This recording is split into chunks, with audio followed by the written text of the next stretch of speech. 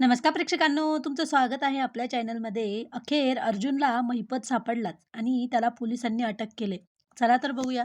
महिपत तिथून पसार होतो आणि नागराजला फोन करतो. नागराज तर महिपतचा फोनवर आवाज ऐकून चांगलाच घाबरतो.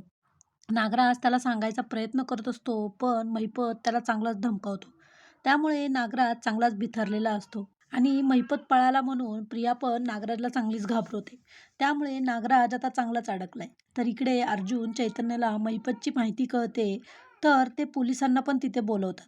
पण पोलिसांच्या अगोदर इकडे महिपत अर्जुनच्या हाती लागतो आणि त्यांच्या दोघांमध्ये खूपच चकमक होत असते आणि त्यांच्या त्या चकमकीत अर्जुन खूपच जखमी होतो. पण अर्जुन एवढा जखमी असून सुद्धा पण तो एक लाकूड घेतो आणि पळत असलेल्या महिपतच्या दिशेने फेकतो. तर महिपत लगेचच खाली पडतो. मग तिथे लगेचच पोलीस येतात आणि महिपतला अटक करून घेऊन जातात. इकडे सायलीचं काही मन लागत नसतं.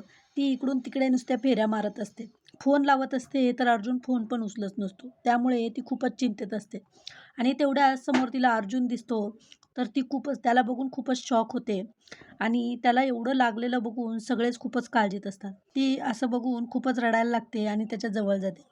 तर अर्जुन तिला शांत करतो आणि मग सगळ्यांना सांगतो, महिपत पकडला गेला.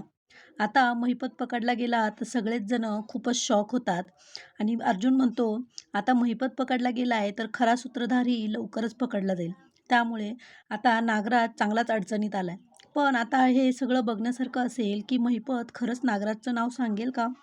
तो त्याची ओळख वापरून परत जेलच्या बाहेर येईल का? हे खरंच बघण्यासारखं असेल. तर असेच व्हिडिओ बघण्यासाठी प्लीज आपल्या व्हिडिओला लाईक करा आणि चॅनलला सबस्क्राईब करा.